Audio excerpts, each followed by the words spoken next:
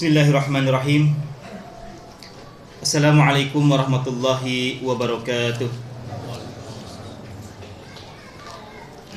Alhamdulillah.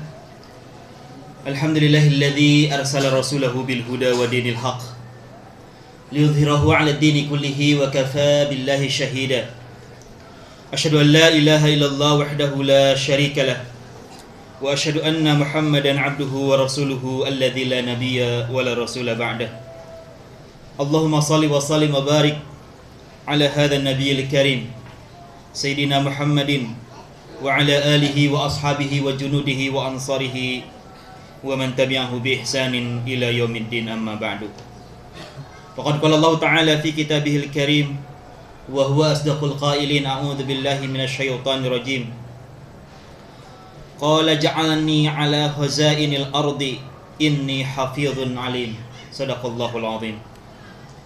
Hadirin hadirat sidang salat tarawih Masjid Al-Wataniyah yang berbahagia, puji syukur kembali kita panjatkan hadirat Allah Subhanahu wa taala, di mana sampai saat ini Allah masih melimpahkan berbagai macam karunia kepada kita semuanya.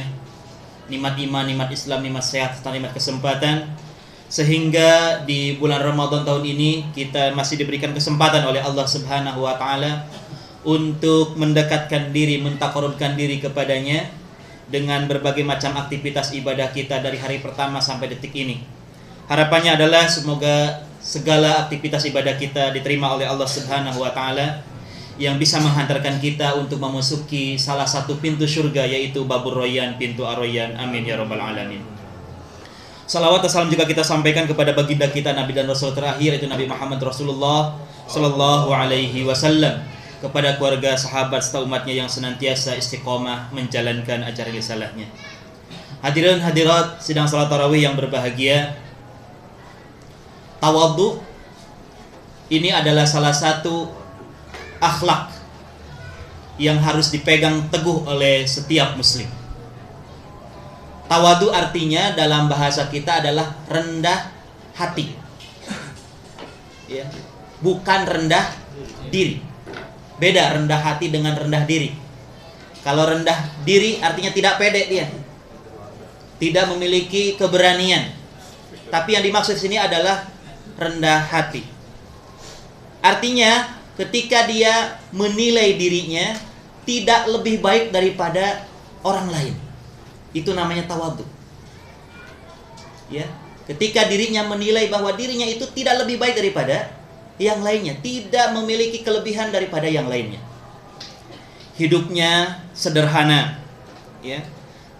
Kemudian senantiasa menjauhi sifat takabur.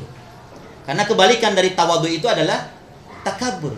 Dan takabur ini adalah hanya Allah lah yang memilikinya.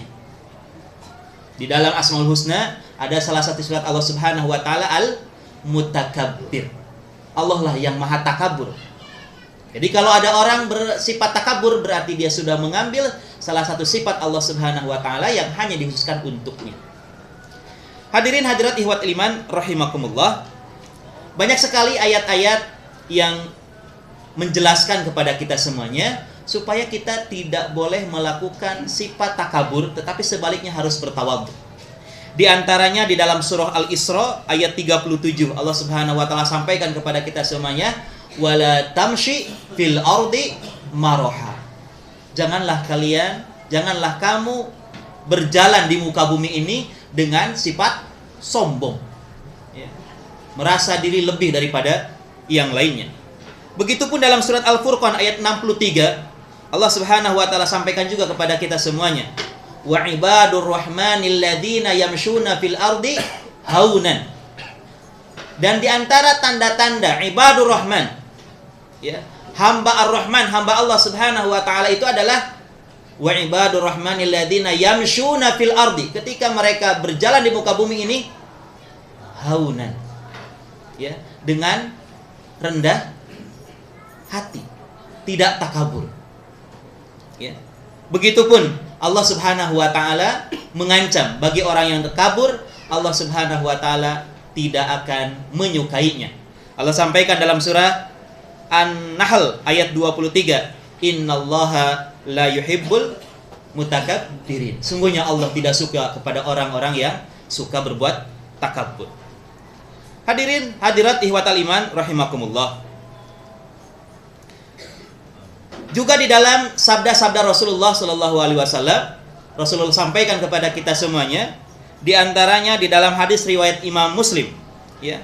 Rasulullah sallallahu alaihi wasallam bersabda yang artinya, bertawaduklah sehingga seseorang tidak menyombongkan diri terhadap orang lain, ya. Dan di dalam hadis Muslim yang lain, al-kibru itu adalah ketika seseorang menolak kebenaran dan meremehkan manusia. Ketika orang sudah menolak kebenaran dan meremehkan manusia, berarti dalam dirinya ada sifat takabur.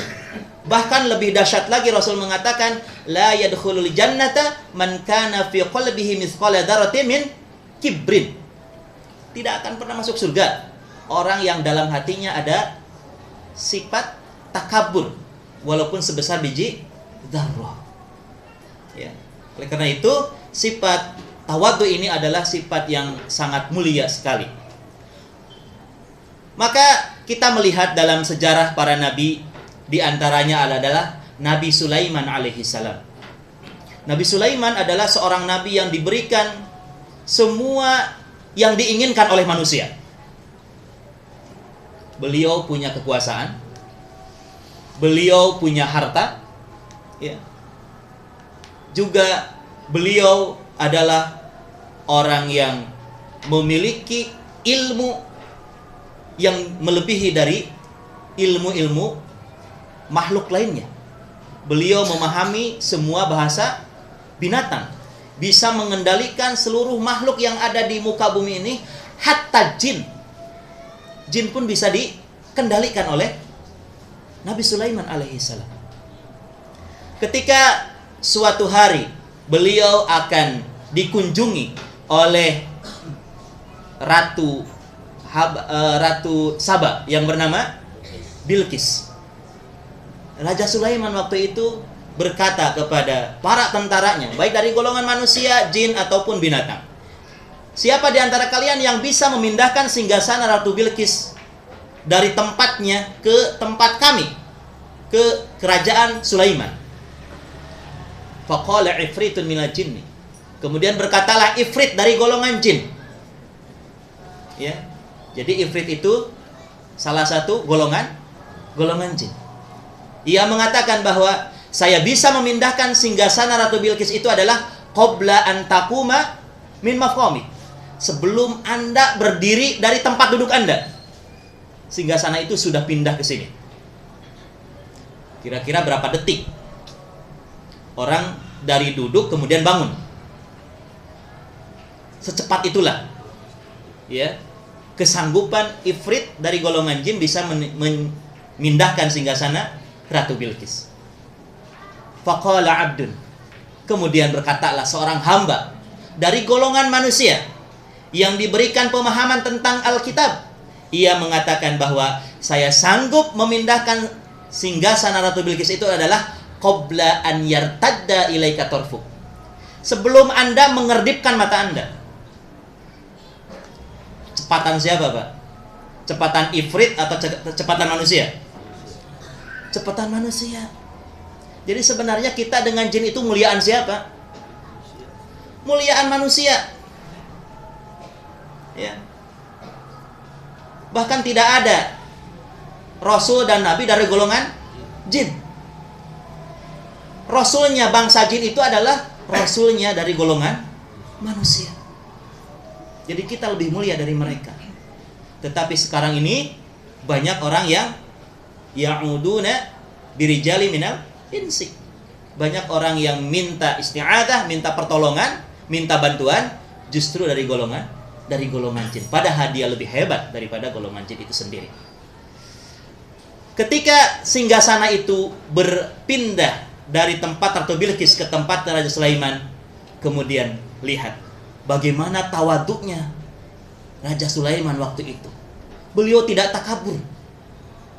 Beliau mengucapkan satu ucapan yang luar biasa. Hadza min fadli rabbi liyabluwani a ashkuru am akfur. Ini adalah karunia Tuhanku untuk menguji aku. apakah aku termasuk orang yang bersyukur atau sebaliknya termasuk orang yang kufur. Jadi semuanya dikembalikan kepada Allah Subhanahu wa taala. Tidak ada rasa sifat takabur dalam diri Raja Sulaiman. Padahal begitu besarnya kekuasaan beliau. Ya. Begitupun Rasulullah Shallallahu Alaihi Wasallam, Nabi kita semuanya, ya. Rasulullah Shallallahu Alaihi Wasallam itu, ya, menurut salah seorang sahabatnya yang bernama Abdullah bin Umar, beliau mengatakan, Rasulullah itu kalau ketemu sama anak kecil, apa yang dikatakan Rasulullah? Rasulullah mengucapkan salam. Setiap ketemu anak kecil, Rasulullah mengucapkan Assalamualaikum. Kita kira-kira kalau ngucapin salam kepada siapa, Pak? Bu? Anak kecil atau orang dewasa? Ke orang dewasa. Ya, itu juga dipilih-pilih. Yang kenal doang. Yang nggak kenal nggak ngasih salam. Ya. Rasulullah kepada anak kecil saja mengucapkan salam. Bagaimana Rasul tawaduknya? Seorang Nabi. Ya. Kemudian Abu Sa'id Al-Khudri, ya, di dalam hadis riwayat Imam Al-Bukhari juga menyampaikan, berakhlaklah seperti akhlaknya Rasulullah. Bagaimana akhlak Rasulullah dalam ketawaduannya? Rasulullah itu menjahit bajunya yang sobek. Menjahit sendiri. Tidak pernah datang ke tukang permak. Ya. Rasulullah menjahit bajunya sendiri yang sobek. Luar biasa. Kalau kita punya baju sobek, kemanain? Jadi lap ya Pak? Rasulullah mah enggak. Ya, beliau jahit sendiri bajunya yang sobek. Kemudian Rasulullah juga memberikan makan kepada untanya. Ya. Rasulullah itu enggak segan memberikan makanan kepada untanya sendiri, tidak menyuruh sahabat yang lainnya. Kemudian Rasulullah pun suka memperbaiki rumahnya sendiri. Tak mengandalkan tukang atau menyuruh sahabatnya yang lain. Ya. Rasulullah pun suka memerah susu kambingnya sendiri, tidak menyuruh kepada orang lain. Hatta bahkan ketika Rasulullah melaksanakan hijrah ke Madinah pun, ya, Rasulullah sendiri yang memerahkan susu kambing. Kambingnya udah krempeng, kagak ada susunya. Ketika dipegang oleh Rasulullah, subhanallah, mujizat Allah Subhanahu wa taala datang. Itu kambing yang krempeng yang sudah nggak keluar air susunya, dipegang Rasulullah langsung keluar susunya. Kemudian Rasulullah perah sendiri. Gelas pertama bukan dirinya sendiri. Kalau kita barangkali mau, ya, memerah susu sapi, susu kambing sendiri, tapi gelas pertama diberikan kepada siapa? Kita duluan yang meminumnya. Rasulullah enggak. Rasulullah berikan kepada siapa? Abu Bakar. Perah lagi, berikan kepada Abdullah bin Uraikid sebagai petunjuk jalan waktu itu. Dia bukan orang muslim, orang kafir. Setelah itu kemudian diberikan kepada Ummu Miqdad, ya, yang memiliki kambing tersebut. Setelah itu kemudian Rasulullah memerah lagi satu gelas, kemudian diberikan kepada Ummu Miqdad. Ini adalah untuk suamimu nanti kalau pulang. Baru setelah itu Rasulullah meminum untuk dirinya sendiri. Tawaduknya Rasulullah Sallallahu Alaihi Wasallam luar biasa. Ya. Kemudian Rasulullah pun suka membuat sandalnya sendiri. Gak pernah Rasulullah membeli sandal, tapi Rasulullah buat sendiri. Ya. Begitupun Rasulullah tidak pernah mencela makanan yang Rasulullah tidak suka. Rasulullah kalau tidak suka terhadap makanan, sudah oleh Rasulullah ditinggalkan, tidak dimakan. Tetapi tidak mencela. Seperti yang terjadi ketika Rasulullah sampai ke Madinah, kemudian tinggal di rumah Abu Ayyub Al-Ansari. Ketika Abu Ayyub Al-Ansari menghadirkan makanan yang Rasulullah tidak senangi, Rasulullah tinggalkan, tidak mengatakan dan tidak mencela terhadap makanan tersebut.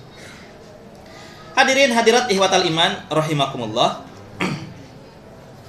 Nah, bagaimana sifat seorang yang memiliki ketawaduan dalam hidupnya?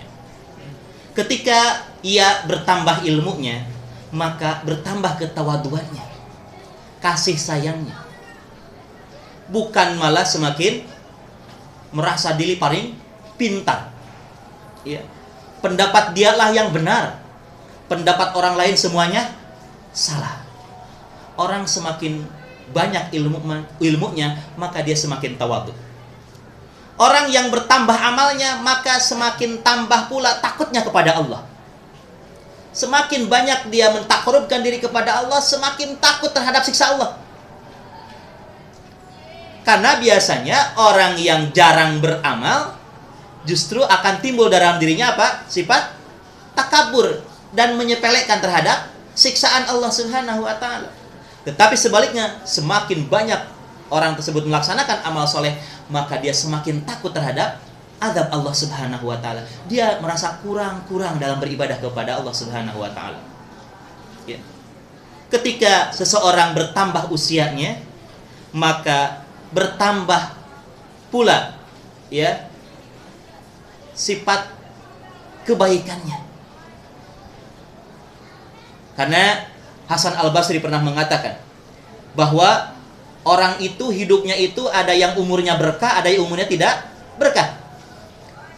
Orang yang umurnya berkah itu adalah man tala umruhu wa hasuna amaluhu. Orang yang umurnya berkah itu adalah orang yang panjang umurnya, juga panjang kebaikannya juga banyak. Itu orang yang berkah umurnya. Orang yang tidak berkah umurnya, kata Hasan Al-Basri, adalah man tala umruhu wa sa'a amaluhu. Umurnya panjang, tetapi yang panjang bukan kebaikannya, tetapi keburukannya. Maka orang yang usianya semakin bertambah, maka ketawaduannya semakin bertambah, dia semakin tidak tamak terhadap dunia ini. Lebih fokus untuk mentakarubkan diri kepada Allah Subhanahu wa taala. Seseorang yang bertambah hartanya, maka semakin tambah tuh pula kedermawanannya. Bukan semakin banyak harta malah semakin pelit, semakin bakhil. Nah, orang yang tawadhu adalah semakin bertambah hartanya semakin dermawan kepada orang lain, semakin peduli kepada orang lain. Orang yang jabatannya semakin tinggi, maka dia semakin dekat dengan rakyatnya. Semakin terus memenuhi semua kebutuhan rakyatnya. Bukan orang semakin tinggi jabatannya semakin jauh dari rakyatnya. Lihat Umar bin Khattab radhiyallahu anhu. Ketika beliau menjabat sebagai khalifah, tak segan beliau datang kepada rakyatnya. Datang ke tukang orang yang suka memelihara kambing, ya, mengembala kambing. Datang kepada seorang ibu yang lagi memasak. Dan begitu seterusnya. Itu Umar bin Khattab. Semakin beliau tinggi jabatannya, semakin tawadhu dalam hidupnya, semakin dekat dengan rakyat. Hadirin, hadirat ihwatal iman rahimakumullah. Nah, di mana kita harus bisa meletakkan yang namanya tawadhu ini? Ya. Kita bisa meletakkan tawadhu itu di antara orang-orang yang alim, orang-orang ubad, penyembah Allah Subhanahu wa taala, orang yang banyak kebaikannya, kita bertawadhu dengan mereka. Tetapi dalam satu sisi justru kita ya tidak boleh bertawadhu dalam hal ini. Umpamanya ketika kita datang ke sebuah masjid, ya, atau kita tinggal di sebuah masjid, kita tahu bahwa di antara para jamaah itu bacaan Al-Qur'annya tidak benar, makhrajnya salah, tajwidnya juga tidak dipraktekkan. Sementara kita memiliki keilmuan tentang hal itu. Hafalan kita lebih banyak, bacaan Al-Qur'an juga kita baik sesuai dengan kaidah tajwid. Nah, dalam kondisi seperti itu jangan tawadhu. Malah menyerahkan menjadi imam itu kepada orang lain yang tidak memiliki sifat-sifat sebagai imam. Nah, ini adalah penempatan tawadhu yang tidak benar. Jadi dalam kondisi-kondisi tertentu justru kita harus ke depan. Ya. Jangan tawadhu. Begitupun ketika kita hidup di sebuah negara, di sebuah kota, yang di sana terjadi kezaliman yang dilakukan oleh penguasa, maka dalam hal ini kita harus mengajukan diri untuk merebut kekuasaan tersebut. Tidak boleh tawadhu. Seperti yang pernah dilakukan oleh Nabi kita, Nabi Yusuf alaihi salam.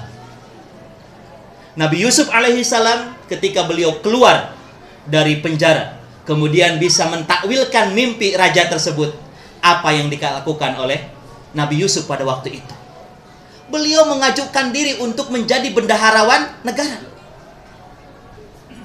Di dalam surat Yusuf ayat 55 dalam mukadimah saya bacakan tadi, qala, Nabi Yusuf berkata, ij'alni, jadikan aku, angkatlah aku. Beliau menjodohkan diri ala khazainil ardi, untuk menjadi bendaharawan di negeri ini. Kenapa? Inni hafizun alim, karena sesungguhnya aku itu adalah orang yang bisa menjaga dan juga orang yang memiliki kemampuan, memiliki skill, memiliki ilmu dalam mengelola harta negara. Memang Rasulullah SAW mengatakan, jangan kalian berikan jabatan kepada orang yang minta jabatan. Betul. Tetapi dalam kondisi tertentu kita harus merebut jabatan itu sendiri. Harus ada orang yang mau merebutnya, dan harus kita dukung dia. Seperti halnya kita di Jakarta ini, kalau kita melihat ya pemimpin yang zalim seperti ini, ya harus mengajukan diri untuk bisa merebut kekuasaan ini dari orang yang zalim. Tidak boleh tawadhu dalam hal ini. Jadi tawadhu itu harus ditempatkan di tempat yang sebenarnya. Ya, tawadhu di hadapan atau di sekeliling orang-orang yang alim, boleh bertawadhu kita. Orang-orang yang level keilmuannya barangkali sama dengan kita atau lebih tinggi daripada kita, itu boleh tawadhu kita. Tapi kalau kita dikelilingi di sekitar orang-orang jahil, orang-orang yang tidak memiliki kemampuan, ya kita harus mengajukan diri langsung. Jangan sampai seperti saya sampaikan tadi, ya, begitu yang naik jadi imam adalah ternyata orang yang hafalannya tidak benar, bacaan Al-Qur'annya juga tidak benar, akhirnya kita menjadi menggerutu sendiri nanti di belakang. Ya, akhirnya sholatnya tidak khusyuk. Ya. Di dalam hal ini kita harus menempatkan diri di mana kita harus bertawadhu, di mana kita tidak bertawadhu. Hadirin hadirat ikhwatal iman rahimakumullah, barangkali itu yang bisa saya sampaikan materi tawadhu ini. Mudah-mudahan apa yang saya sampaikan ini bisa memberikan gambaran kepada kita semuanya bahwa sifat tawadhu adalah sifat yang memang harus dimiliki oleh setiap muslim, tetapi kita harus pintar-pintar dalam mempraktekkan dalam kehidupan sehari-hari kita. Sekian dari saya, mohon maaf apabila ada kekurangan. Yang benar datang dari Allah, yang salah datang dari kesalahan saya sendiri. Wal afu minkum. Wassalamualaikum warahmatullahi wabarakatuh.